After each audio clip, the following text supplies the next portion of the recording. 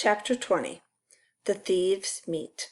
Glimpsing the dusty truth masquerading as pie and ice cream was one thing, but scratching the veneer of deceits that the house had polished to such perfection was quite another. As Harvey climbed the stairs he kept hoping he'd find some little detail in the walls or the carpet that would allow him to get his mind's fingers beneath the lid of this illusion and lift it up to see what charmless thing lay inside. If Mar had been made of stale mud and spittle and jive of dust, what was the house itself made of? But it knew its business too well. However hard Harvey stared, he could not pierce its lies. It delighted his senses with warmth and color and the scents of summer. It cooed softly in his ear and played its gentle airs against his face. Even when he reached the dark landing at the top of the final flight, the house continued to pretend that this was just another innocent game of hide-and-seek, like the countless games it had seen played in its shadow. There were 5 doors ahead of him, every one of them ajar a few inches, as if to say, "There are no secrets here, not from a boy who wants the truth. Come and look. Come and see, if you dare." He dared, but not in the way the house had planned. After spending a few moments examining the doors, he ignored all of them, and instead went back down a flight, chose a strong chair from one of the bedrooms, brought it back upstairs, climbed onto it, and pushed open the trap door that led on to the attic. It was hard work hauling himself up, but he knew when he'd finished, and lay panting on the attic floor, that his pursuit of Hood was almost at an end. The Vampire King was near. Who else but a master of illusions would live in a place so bereft of them? The attic was all the house was not, filthy, murky, and cobwebbed. "Where are you?" he said. It was no use thinking he could surprise the enemy. Hood had watched his ascent from the first stair. "Come out!" he yelled. "I want to see what a thief looks like." There was no reply at first, and then from somewhere at the other end of the attic, Harvey heard a low, guttural growl. Not waiting for his eyes to become fully accustomed to the gloom, he started towards the utterance, the boards creaking beneath his feet as he went. Twice he stopped to look up, because a noise somewhere in the darkness overhead caught his attention. A trapped bird, was it? Panicking as it flew blindly back and forth? Or cockroaches, perhaps, massed on the beams above him? He told himself to push such imaginings out of his head and concentrate on finding Hood. There were enough real reasons to be fearful here without inventing more. Unlike the area around the trap door, this end of the attic served as some kind of storeroom, and his enemy was surely lurking in the maze of rotting pictures and mildewed furniture. In fact, wasn't that a fluttering motion he saw now out of the corner of his eye? "Hood," he said, squinting to try to make better sense of the shape in the shadows, "what are you doing hiding up here?" He took another step forward, and as he did so he realized his error. This wasn't the mysterious Mr. Hood. He knew this shape. Mangled though it was, the half-rotted wings, the tiny black eyes, the teeth, the endless teeth, it was Karna!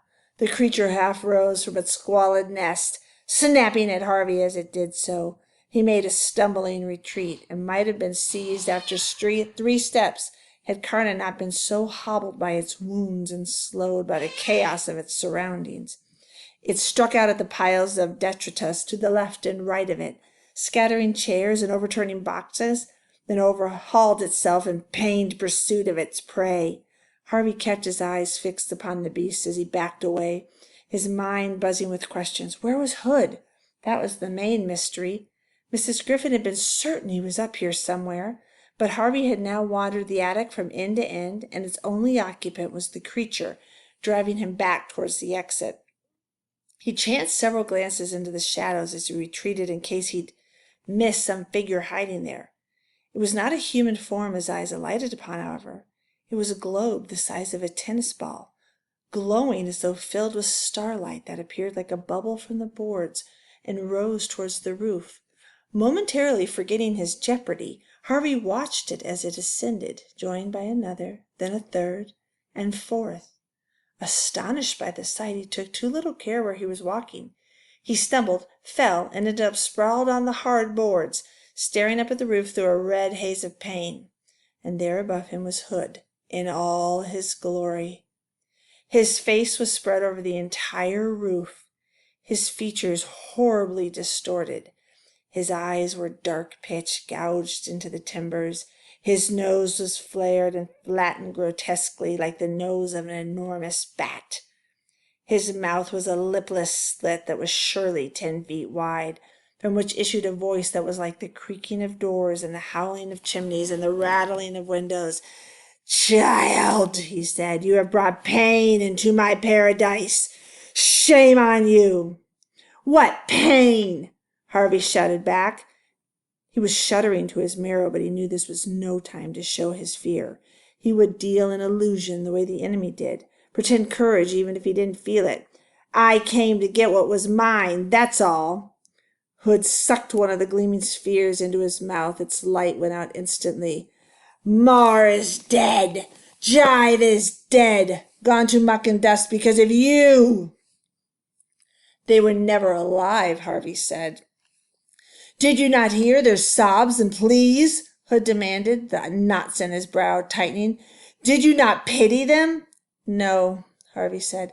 "Then I will not pity you," came the rasping reply. "I will watch my poor Karna devour you from soul to scalp and take pleasure in it." Harvey glanced in Karna's direction. The beast had stopped advancing, but was poised to strike, its dripping jaws inches from Harvey's feet. Now that the beast was still, he could clearly see how badly wounded it was. Its body as ragged as a moldy rug, its huge head drooping as though every breath was a burden. As Harvey stared at it, he remembered something Mrs. Griffin had told him. "I would welcome death now," she said, "like a friend I had driven from my door." Maybe it wasn't a journey to the stars that was awaiting Karna. Maybe it was simply a return to the nothingness from which Hood had conjured it. But the creature wanted that gift, nevertheless. It was weary and wounded, kept alive not by any will of its own, but because Hood demanded its service. "Such a pity," the voice in the roof murmured. "What is?" Harvey said, looking back at Hood, who had 2 more of the globes at his lips. "To lose you this way," he went on. "Can't I persuade you to think again? After all I've done you no harm. Why not come back and live here peacefully?" "You stole 30 years of time with my mom and dad from me," Harvey said. "If I steal here, you'll steal a lot more." "I only took the days you didn't want," Hood protested. "The rainy days, the gray days, the days you wished away. Where's the crime in that?" "I didn't know what I was losing," Harvey protested. "Ah," said Hood softly. "But isn't that always the way of it? Things slip from your fingers, and when they're gone, you regret it. But gone is gone, Harvey Swick." "No," Harvey said. "What you stole, I can steal back." At this, a gleam ignited in the twin pits of Hood's eyes. "You burn bright, Harvey Swick. I've never known a soul that burned as bright as yours." He frowned as if studying the boy below. "Now I understand," he said. "Understand what?" "Why it is you came back." Harvey began to say, "I came for what you took," but Hood was correcting him before he'd uttered 2 words. "You came because you knew you'd find a home here," Hood said. "We're both thieves, Harvey Swick. I take time, you take lives, but in the end we're the same, both thieves of always." Repulsive as it was to think of himself in any way similar to this monster, there was some corner of Harvey that feared this was true. The thought silenced him. "Perhaps we needn't be enemies," Hood said. "Perhaps I should take you under my wing, my west wing." He laughed mirthlessly at his own joke. "I can nurture you, help you better understand the dark paths." "So I'll end up feeding on children like you?" Harvey said. "No thanks." "I think you'd like it, Harvey Swick," Hood said. "You've got a streak of the vampire in you already." There was no denying this. The very word vampire reminded him of his Halloween flight. of soaring against a harvest moon with his eyes burning red and his teeth sharp as razors. I see you remember, Hood said, catching the flicker of pleasure on Harvey's face. Harvey instantly put a scowl on his place. I don't want to stay here. I just want to get what's mine and leave. Hood sighed. So sad, he said, so very sad. But if you will have what's yours, have death. Karna! The beast raised its pitiful head. Devour the boy! Before the wretched beast could shift, Harvey scrambled to his feet. In the race to the trap door, he knew he had little chance of outrunning Karna, but was there perhaps another way of laying the beast low? If he was the thief of always, Hood had said, perhaps it was time to prove it, not with dust or stolen conjuries, but with the power in his own bones. Karna took a threatening step towards him, but instead of retreating, he extended his hand in the creature's direction, as if to pat its decaying head. It hesitated, its expression mellowing into doubt. Devour him, the vampire king growled. The beast lowered its head in expectation of punishment from above. But it was Harvey who laid his hand upon it, a gentle touch that sent a shudder through its body. It raised its snout to press itself against Harvey's palm. As it did so, let out a long, low moan. There was neither pain in the sound nor complaint. In fact, it was almost a moan of gratitude, that for once it was not met with blows or howls of horror. It turned its eyes up to Harvey's face, and a shudder of pleasure passed through its body. It seemed to know that the motion would prove fatal, because the instant after it retreated from its comforter, and as it did so, its shudders multiplied, and its body suddenly flew into 1,000 pieces. Its teeth, which had seemed so fearsome moments before, rolled away into the darkness. Its massive skull shattered. Its spine collapsed, and in a matter of seconds it was no more than a heap of bone shards, so dry and so aged even the most desperate dog would have passed them by. Harvey glanced up at the face in the roof. Hood's expression was one of utter perplexity. His mouth was agape, his eyes were staring from their pits. Harvey didn't wait for him to break his silence. He simply turned his back on Karna's remains and started towards the trap door, half expecting the creature in the roof to slam it shut. There was no response from Hood, however, until Harvey was lowering himself down into the chair on the landing.